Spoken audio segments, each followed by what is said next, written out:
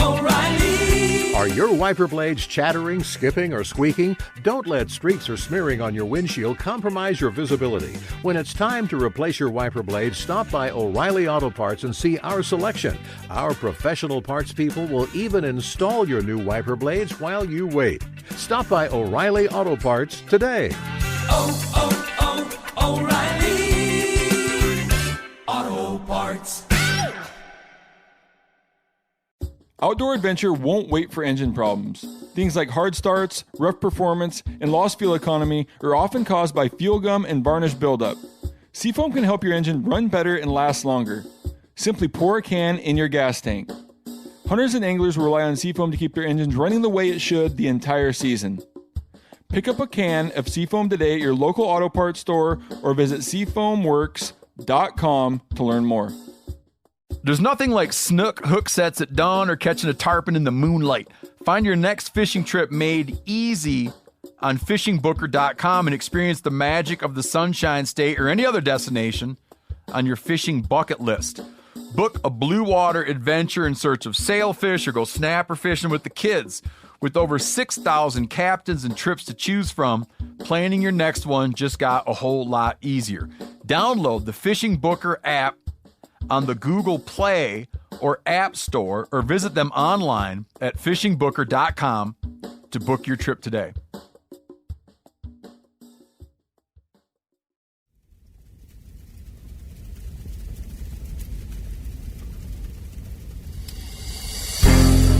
As a guide and hunter, I've spent thousands of days in the field.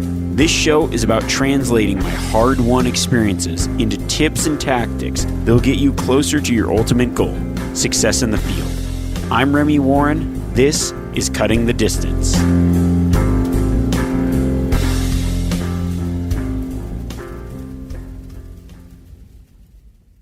Welcome back and congratulations. If you're listening to this podcast right now, that means that you've survived another week of pandemic.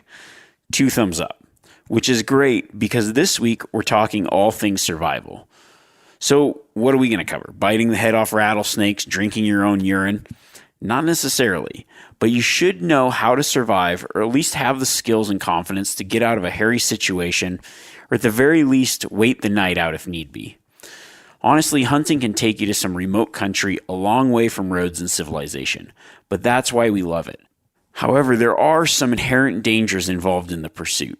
Doing this for a living, I've found that most people are underprepared in the bush skills department, not just for survival, but also comfort and peace of mind. I have a philosophy that there's no such thing as an unprepared night out. With the right skills and know-how, you can be prepared for anything. So this week's podcast is going to help give you the information needed to feel the same way. But first, I want to share the story of a trip alone in the African bush. It's a story of giant thorns, eating succulents, and pursuing wild meat.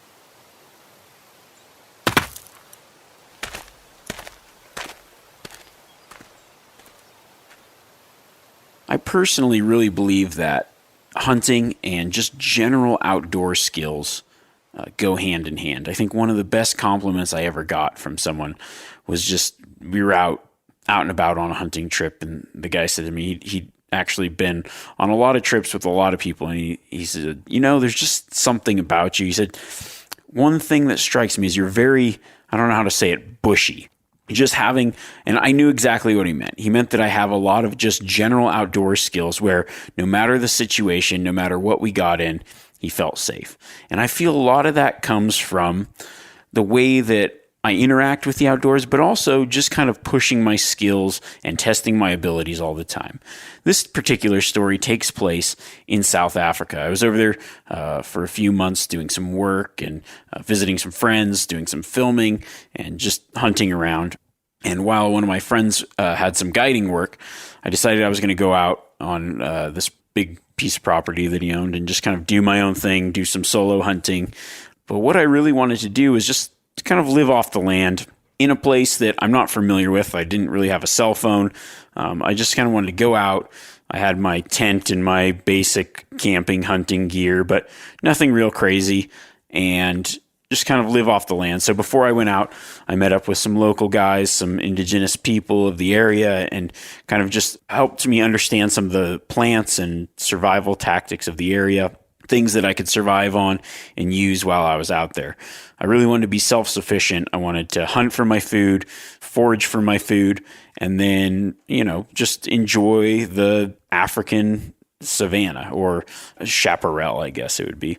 I'm kind of a mix between desert and forest, very similar terrain to something you might find on like the inland areas of California or something like that, very similar to that.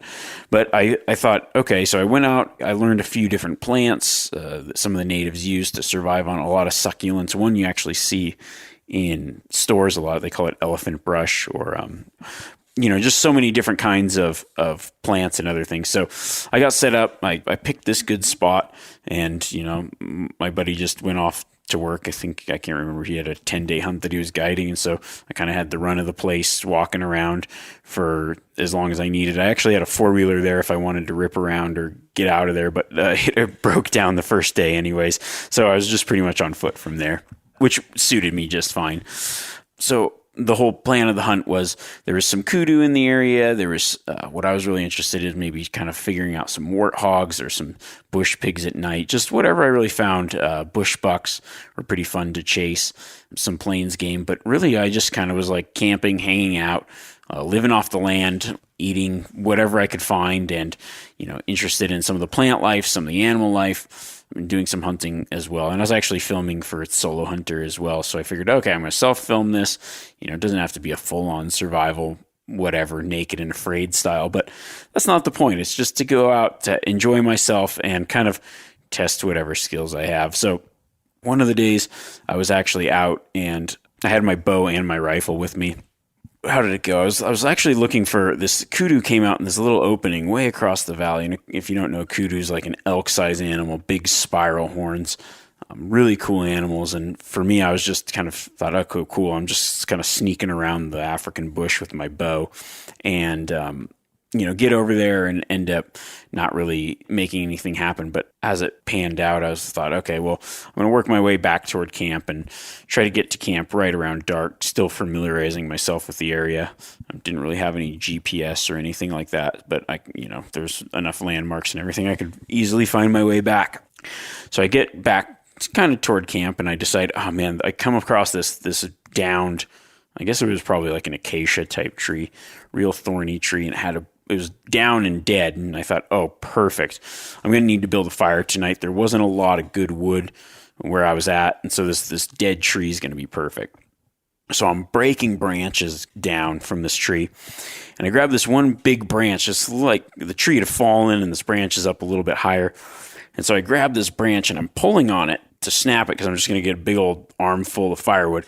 And as it breaks, the force of it swung that stick. It's like a pretty good size stick, baseball bat style swing, straight into my leg. Well, if you know about these acacia trees, they've got massive, I would say like 3-4 inch type thorns on them. And of course that thing hit my leg and just buried that thorn right into my leg. And I'm like, oh crap, I'm out here by myself. I've got no phone.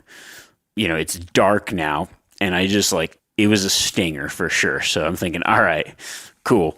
Maybe you saw this solo episode. It's an older episode, but I grabbed my Gerber multi-tool. I'm just like, sweet, I'll just pull this thorn out of my leg.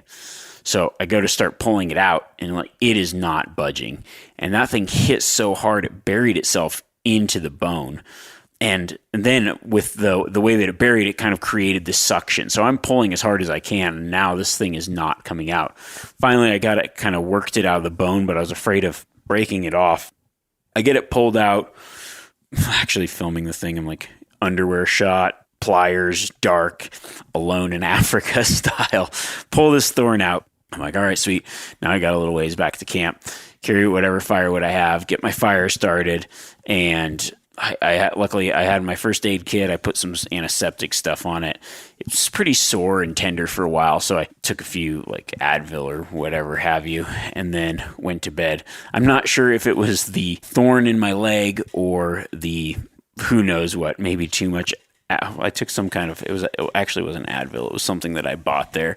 But I remember just having like a strange hallucination at night about some strange, I don't even know what it was. Just, and then I finally fell asleep hearing the baboons screaming outside the tent, going after each other. I think there was a bean pod tree that I happened to be camped right underneath that night, which I didn't realize the monkeys were coming in and eating these like bean pods.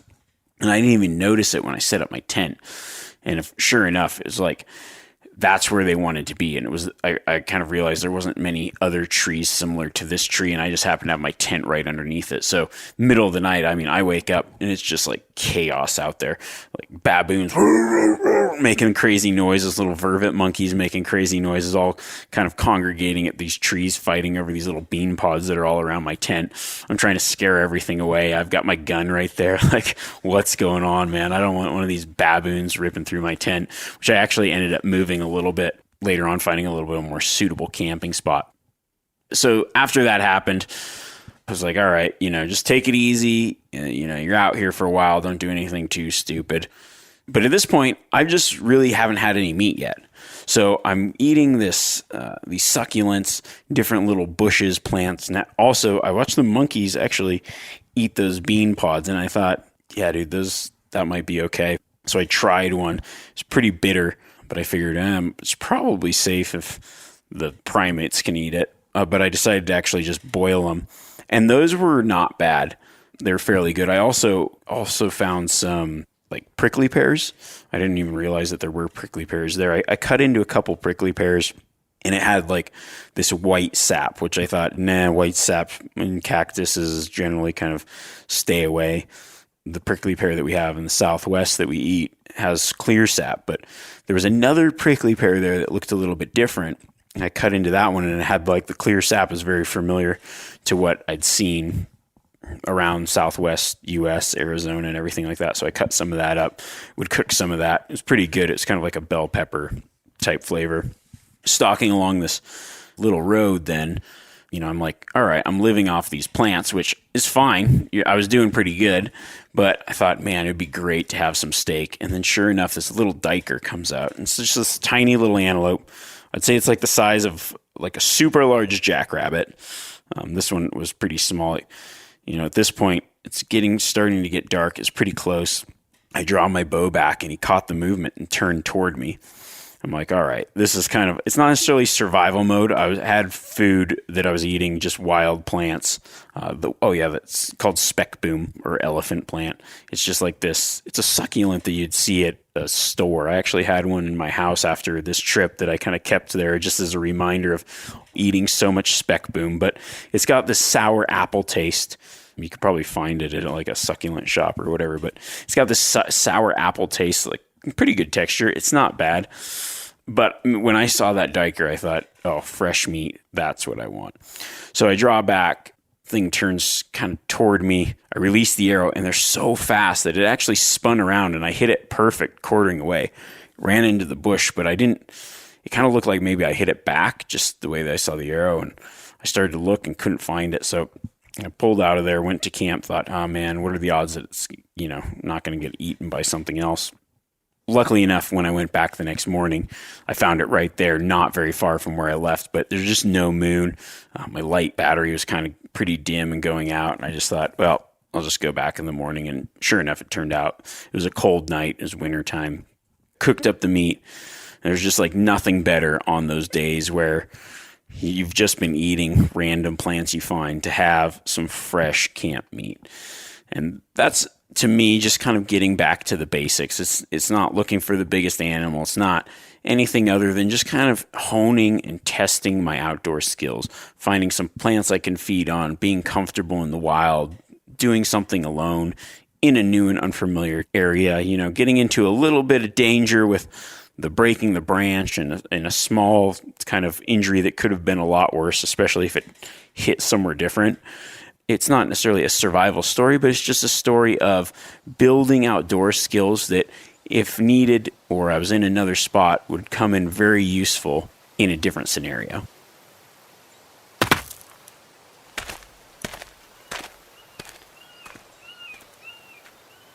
A little bit of history on I would say my survival skills or abilities, I think that just like anything, there's a lot of things that need to practice. Now, I've been a part of search and rescue missions that have been successful. I actually found my wife in a search and rescue scenario. I ended up saving her life, and I probably should have told that story, but I've told that story on a couple other podcasts. You can find it, and I just didn't really. It's one of those stories that takes a lot of. It's very emotional. It takes a lot of telling. And I just didn't have the energy, honestly, to tell it right now. But I also didn't want to tell a search and rescue story because I wanted to tell a story of those times where I go out and hone my skills for the instances when you might need them the most. And I've done that throughout my life, whether it's making shelters, practicing different types of bushcraft skills. Things that I liked to do in the summer growing up as a kid was create different hunting tools, create different cooking methods like starting fire, honing skills that I might need one day. Because the last thing you want in an actual survival or emergency is it to be the first time you're doing something. It's probably not going to go as well as you think. You can think about it in your head all the time. And I'm not saying you have to go out and starve yourself or whatever, but it's a good idea to go out and test your skills a little bit, to learn some skills, to practice these things. And that's just where I'm coming from. So that's why I wanted to tell a story about just being out in the wild with the bare minimums, living off the land and honing my skills. Now, you may not have to go that extreme, but I'm going to give you some survival tips. We're going to talk about survival, and I'm going to talk about the things that I think you need to know and the things that I think you need to do or practice with and even have fun with. So when I think about survival, growing up, I actually learned about desert survival at a fairly young age. We had taken classes on desert survival, and even through actually our elementary school where I grew up, we had to do a desert survival course. And I think that is probably one of, I don't know if they still do that in schools. Probably not. It's probably something that was lost in everything that goes on now. But it's something that is extremely beneficial to understand and know and get some like guidance and practice to start out. So I'm going to be that guide for you today. But when I think about survival, there's this adage there's so much stuff you can look up now on the subject. When I was growing up, there was one book. It was like an encyclopedia on survival. And I had that thing, and I would flip through that book and literally try everything in it.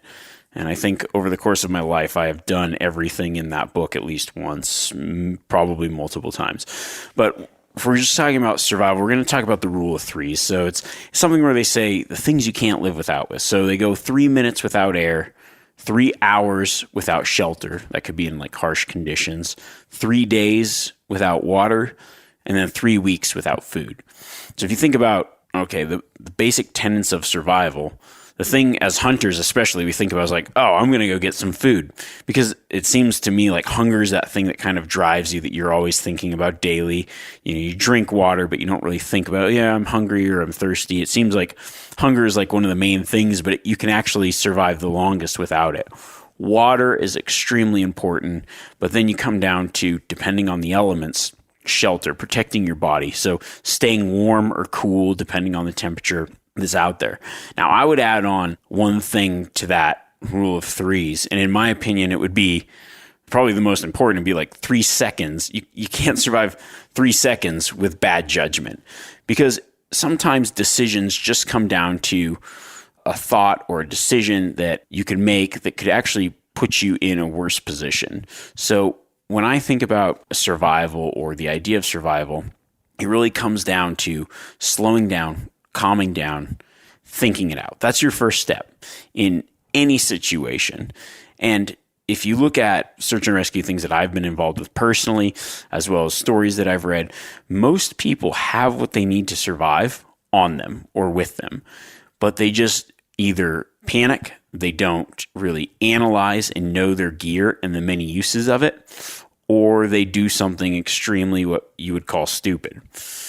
And so by understanding your gear, understanding a few and having a few skills, you're going to probably survive any situation that comes your way.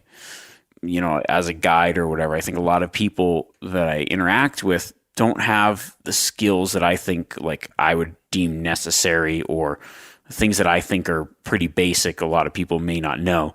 And I really believe that it's because a lot of people put their faith in technology now. And so many of these skills are lost. I'm sure generations before even me, when we didn't have phones or GPSs to rely on, we had paper maps and a compass, or we had, when I first started hunting alone, I would say, yeah, I'm going out. How long are you going for? Oh, 2 weeks. Okay, good luck. Have fun. If something happened in those 2 weeks, everything was on me to get back to civilization, to get back to where I was going, to be safe. I would tell people where I go. We'd set up this kind of thing. But if something happened on day one, 2 weeks is a long time before someone comes and looks for you. And now with GPSs, cell phones, satellite messengers, I think a lot of people just put all their faith in that basket. And I necessarily don't think that that's a good idea, because I think first, if we're going to talk about survival, we got to say, well, what is survival? And most people think, well, it's getting lost and then surviving. Well, it's not always that. Survival is just a lack of things you need. So, as we talk the rule of threes, well, you need shelter, or, a proper protection from the elements. You need water. You need food. So it might not be getting lost. It might just be a lack of those things. It could be too hot out. If you're out hiking and it's 100 degrees and you're in the sun and then you're exerting yourself and you get heat stroke, that could be a survival situation. If you're out and you're crossing a stream and it gets deeper and you get plunged into the water and come out and it's below zero and get too cold, that's a survival situation. You could just be hiking up a canyon, or you drop your pack, you go after an elk up the ridge, and now you're out of water. These are all survival situations. So what we need to talk about is having the skills and knowledge to probably avoid those situations. But if you get into those situations, what you can do and what you have on you, and knowing how to use and do those things to get out of whatever situation. O'Reilly Auto Parts are in the business of keeping your car on the road. O'Reilly Auto Parts offer friendly, helpful service and the parts knowledge you need for all your maintenance and repairs. If you're confused about what part you need, like what wipers are going to be the best, what replacement headlights are going to be the best, go into O'Reilly and talk to the people that work there, because they're great and they're super friendly, and they'll get you squared away where you walk out knowing you got the right thing. They've got thousands of parts and accessories in stock, either in-store or online, so you never have to worry if you're in a jam. Do you need your windshield wipers replaced? You need a brake light fixed? You need some quick service? They'll help you find the right part or point you to the nearest local repair shop for help.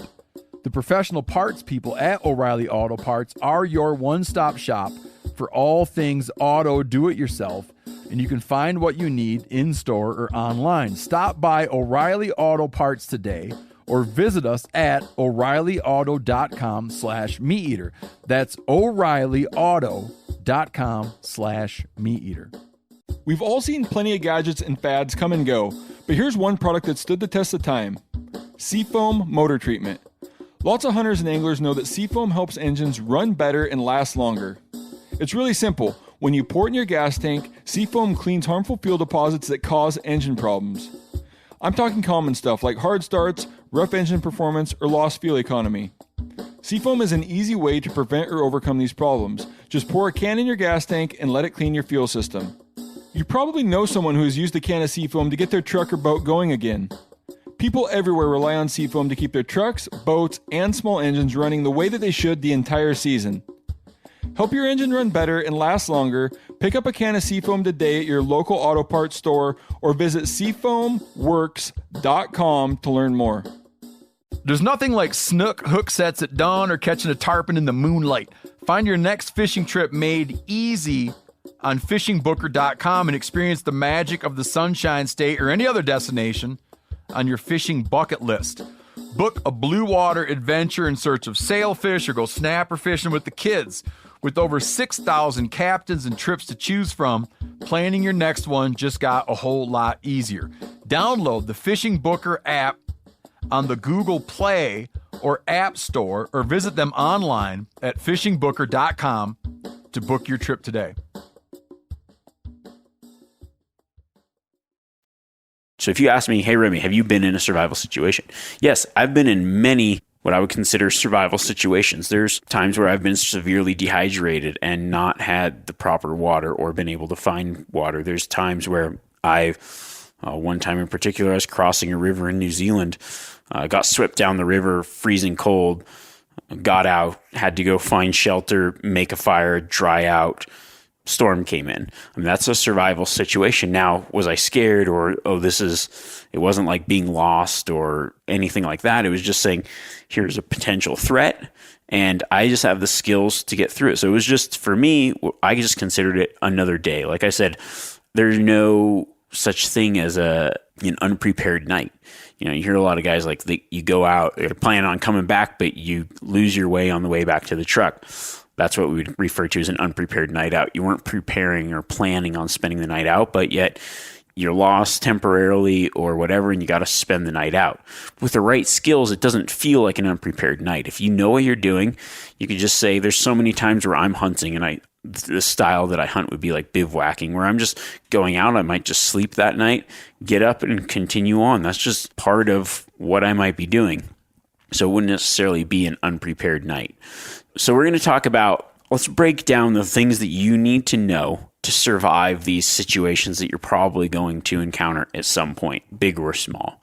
I would say the first is going to be, in that rule of threes, one of the most important. I mean, air we can just check off the list, because if you're underwater, swim to the surface. You know, we all realize we can't breathe, we can't live. But thinking about that, staying warm or staying cool and having that shelter.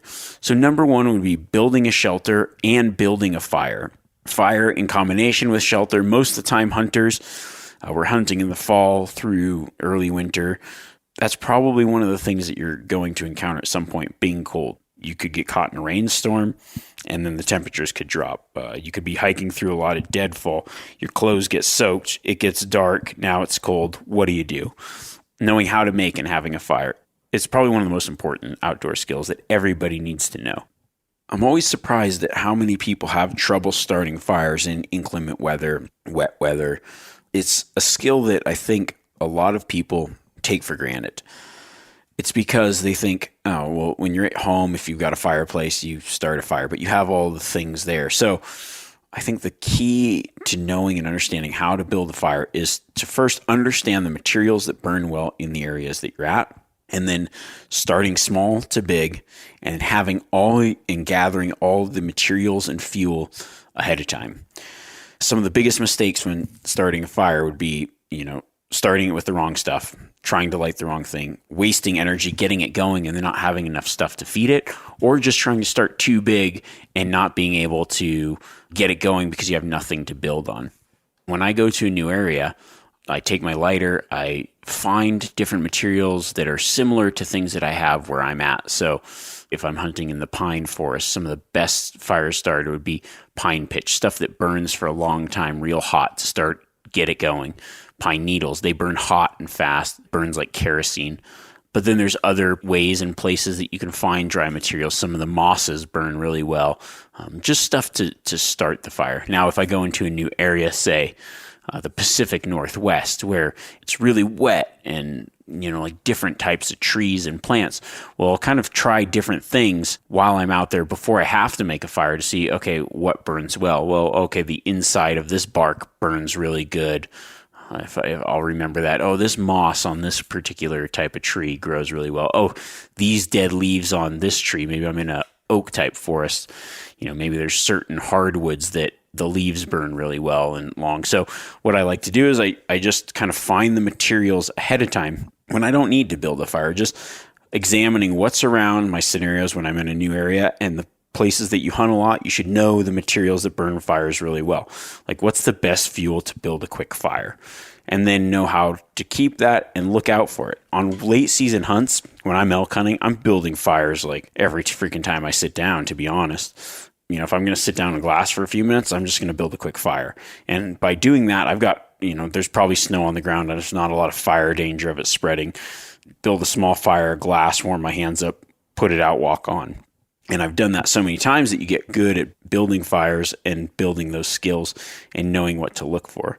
So like I said, these are just little skills that you need to practice along the way. So if you come into some kind of quote unquote, air quotes, survival situation, you already have the skills needed to do what you need to do.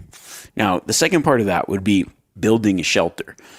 A shelter is just anything that can kind of protect you from the elements. It could be something that keeps you dry, keeps you warm, keeps the wind off of you, allows you to maybe sleep or even just weather out a storm. There's been times where I've been bivouac hunting, a storm's rolling in. I found a little rock overhang that I crawled up underneath and made my camp in there.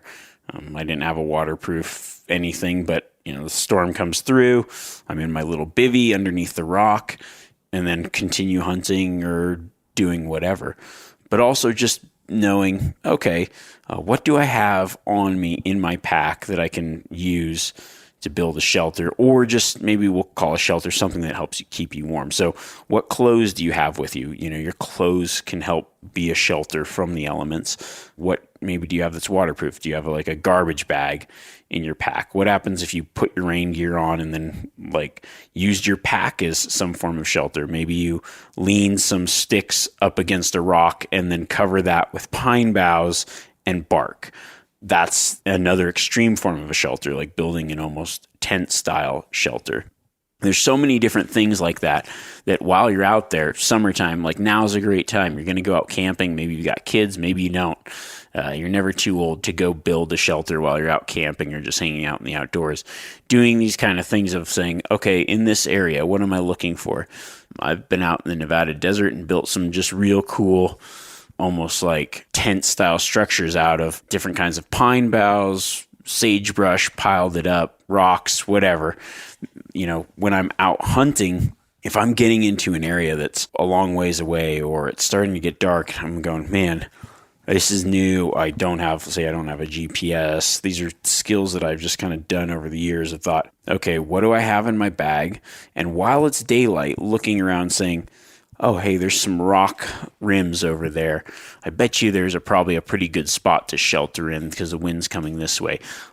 As I'm hiking and walking through, I'm always making mental notes of places that would make good shelters, places that would be quick and easy over out where I'm at. If, worst case scenario, I can't get back to where I need to go, I need to stop and spend the night.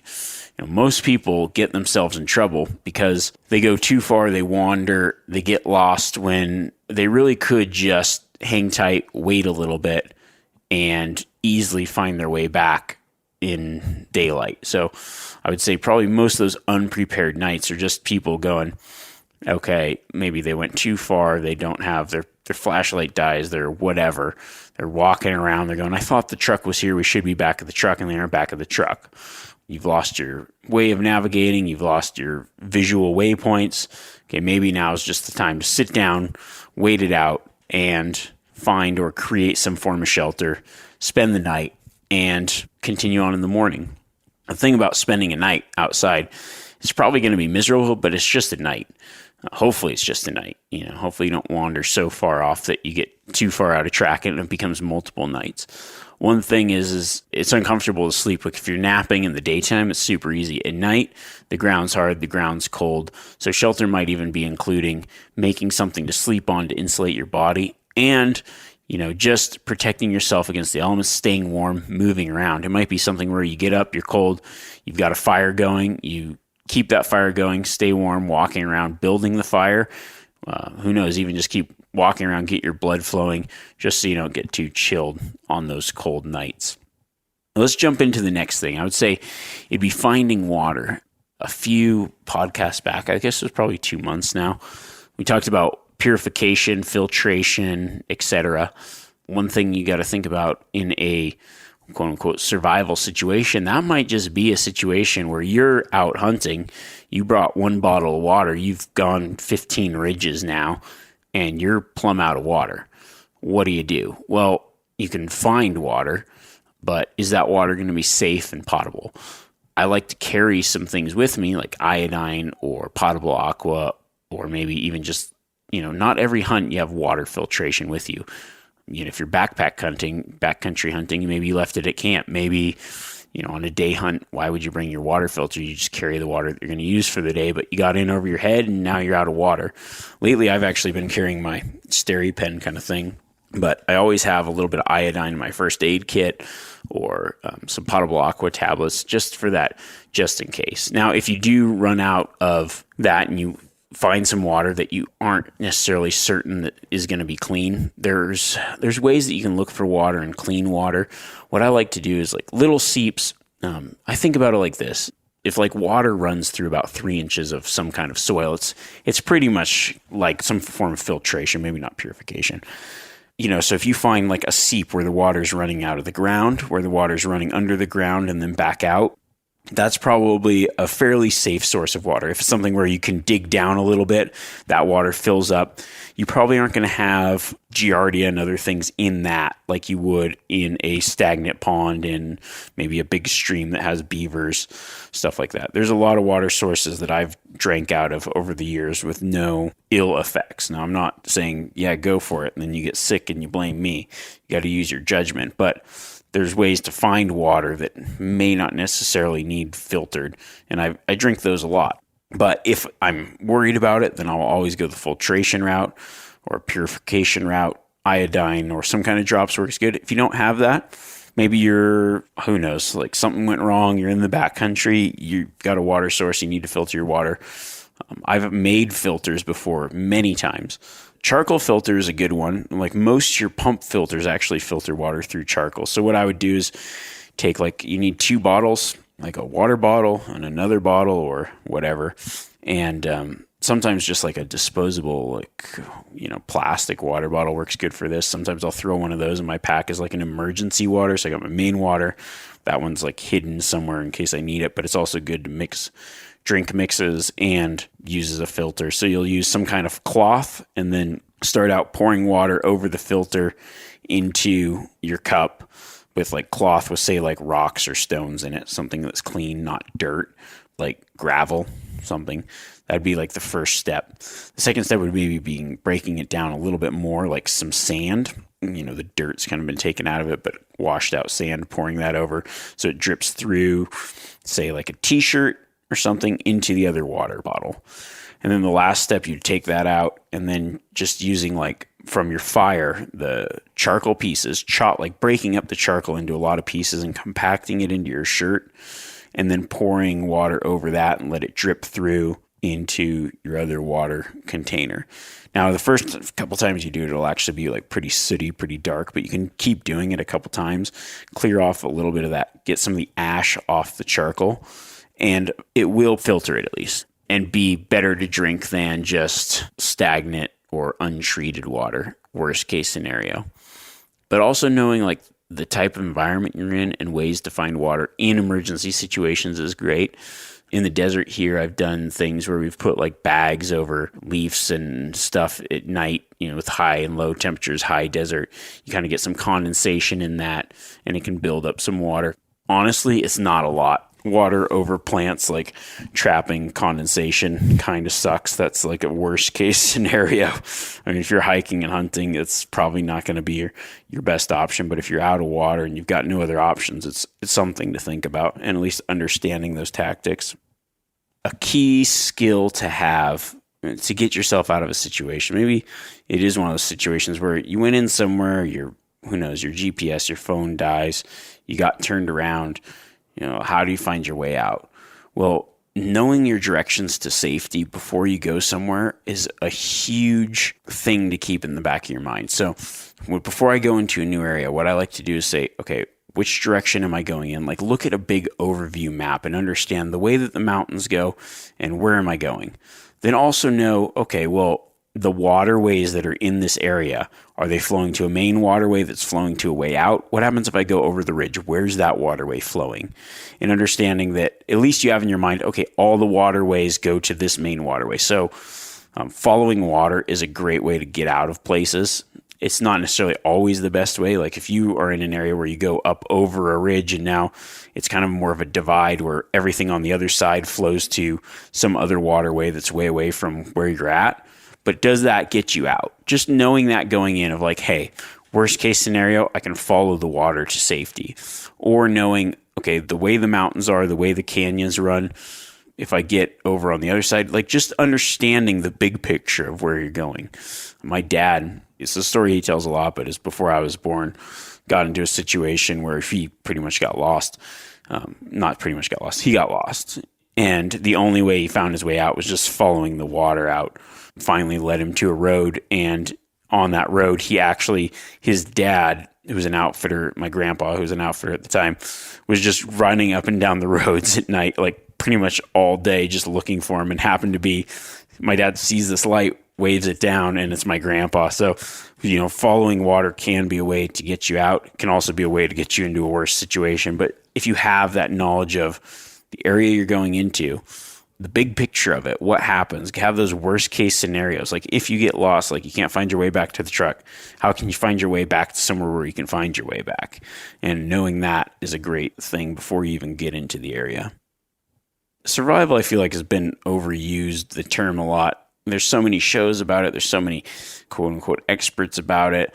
Like people barking at other people. That's not how you do that. This is how you do that. I mean, it's just, here's what you should do. You should have some kind of bush skills so you're confident that if something happened, you can get out of whatever situation you're in. And that's what you need to know, and that's what you need to have.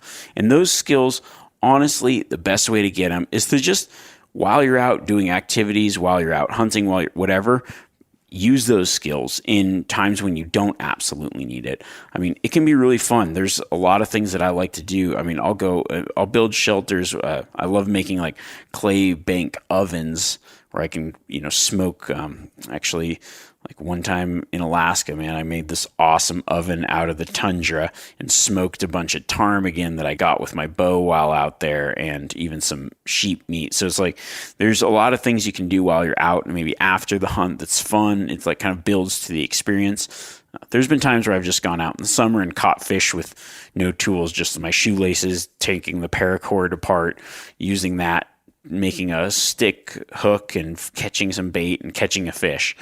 Building fires, and then I'd say another skill: build a fire. Like practice makes perfect. So just practicing those little skills and have fun with it. It can be something that's extremely fun to do. I've caught animals with bolos. I've hunted with homemade bows and spears and other things. Now that's just something because I'm like into it. But I think that everybody in some way should just practice some of these basic skills in case they get themselves into some bad situations. With the right knowledge and a few of the right items, you can pretty much get through whatever situation you need to. So I'm going to close this podcast out with the top 10 items that I always have. So I think I get asked all the time, like, should I take a survival kit? What do you take in case of an emergency? I mean, you need to take what you need to feel comfortable and confident. I personally don't carry a survival kit. I have in the past, but it just becomes one of those things that just ends up in your pack, and it's bulky and heavy and not a lot of stuff that you use that often. But think about the things that you would use, and maybe those are something that have multiple uses, and you can have those in your pack. So I'm going to run through top 10 items that should probably always be in your pack list.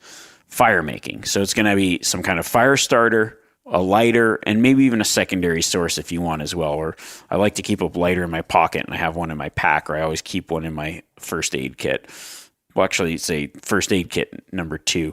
I always have my first aid kit, and there's a couple other things that I put in there. I know the contents that are in it, and a lot of them have other purposes. I've got medical tape, or I've got iodine in there. I will throw, I actually sometimes have like a little small compass, and I just do they make these like lightweight backpacking first aid kits, and then I add some of my other stuff in there, a little bit of other medicines that I might need.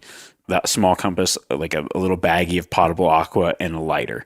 Having those items in there is just, it's like cool. If something happens, I could pull that kit out, and I know that I've got things in there. There's a little bit of thread and a needle.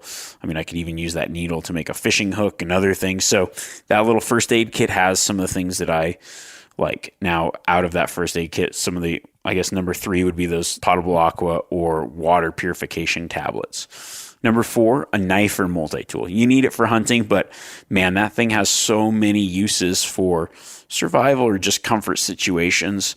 It's a must to have. Number 5, cordage, or like P-cord or mule tape, something like that. You can use it for so many different uses. I mean, it's not just for survival type uses. I mean, I use it to hang quarters. I use it to hold down my tents. I use it just like when you're packing out to tighten things, whatever. Number 6, garbage bags. Now, I use like big, thick contractor bags. It's probably the most underrated piece of gear in your equipment. I use it to line my pack when I'm packing out. But honestly, I mean, I've used them to cross rivers as waders. I've stuffed them with pine boughs and used it as like a sleeping pad when mine broke to keep me warm. I've used them just to even like throw my pack in when it's raining outside so I have more room in my tent. They're just like, or just, you know, if you're really cold, I've had these like hunts where the temperature drops and the wind just feels like it's ripping through your sleeping bag. Maybe it's an early season hunt and temperature drops. Stuffing your sleeping bag in that garbage sack just like helps block the wind. You know, you're sleeping in this big black garbage bag inside your sleeping bag, blocks the wind, warms your body up. It's awesome. Duct tape. Here's another one. I mean, what I do is I wrap my duct tape around the next item on the list, a water bottle. Yeah, you're probably always going to have a water bottle. Some people use bladders. I prefer the bottles. I use it for other things while I'm out hunting, but I wrap my duct tape around that water bottle, and it's nice to have a bottle that I can, you know, if I needed to pour water from or filter, whatever, you can do it with bladders as well. One thing that I do like to take, I guess this would be like number 9, late season or backcountry. I like a metal camp cup if possible. If I'm going backcountry, I'll make my camp cup like a little metal one because I can boil water in it, worst case scenario. I can also melt snow with it. And then I have like another thing if I need to transport water or whatever. It's just good to have. And then I would say the last thing is I always keep like a reserve of food. So it might just be like an energy bar that I put in a strange pocket that's like, all right, that's only if I really need it. I never actually, like if I'm going out, even on a day hunt, like I'll never eat all the food that I have. I always leave like a good portion of high calorie, like a high calorie bar. Maybe it's a Cliff Bar, whatever. I'll leave that for those it's taken me all night to get out kind of scenarios. It's like, oh man, I might need some extra energy to get out. Like having that reserve is always good. And then this bonus item, something that I used to take a lot was like a small, it was like a tarp that had a reflective sight on it. Not the survival, like the chintzy survival tarps, but like an actual utility tarp, but like a small one, like a 6 foot by 5 foot size. I'd use that for actually like skinning out animals, putting meat on if there's nowhere to hang it. Like if I'm in a real flat area and don't want it to get in the dirt.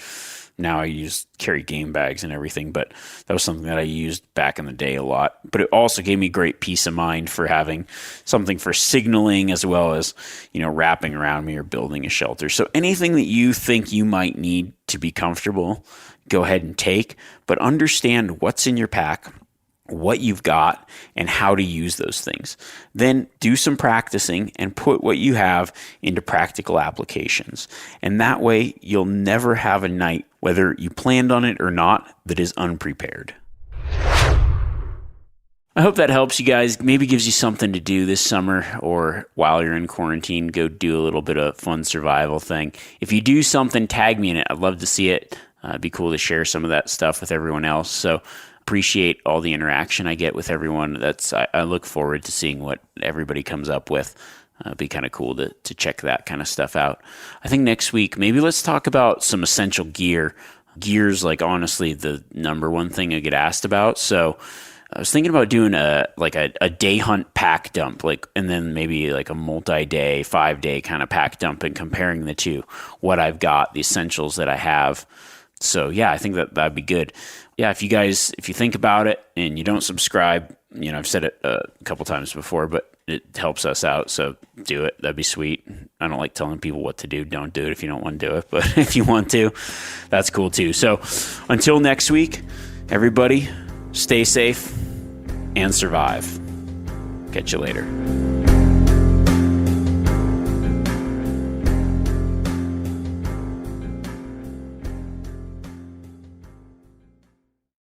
Outdoor adventure won't wait for engine problems. Things like hard starts, rough performance, and lost fuel economy are often caused by fuel gum and varnish buildup. Seafoam can help your engine run better and last longer. Simply pour a can in your gas tank. Hunters and anglers rely on Seafoam to keep their engines running the way it should the entire season. Pick up a can of Seafoam today at your local auto parts store or visit seafoamworks.com to learn more. You ever get that feeling the walls closing in, the concrete jungle suffocating you? You crave some wide open spaces, the chance to connect with nature, maybe in a spot all your own. Well, head over to land.com. They've got ranches, forests, mountains, streams, you name it. Search by acreage. You can search by location. You can search by the kind of hunting and fishing you're dreaming of. Land.com. It is where the adventure begins.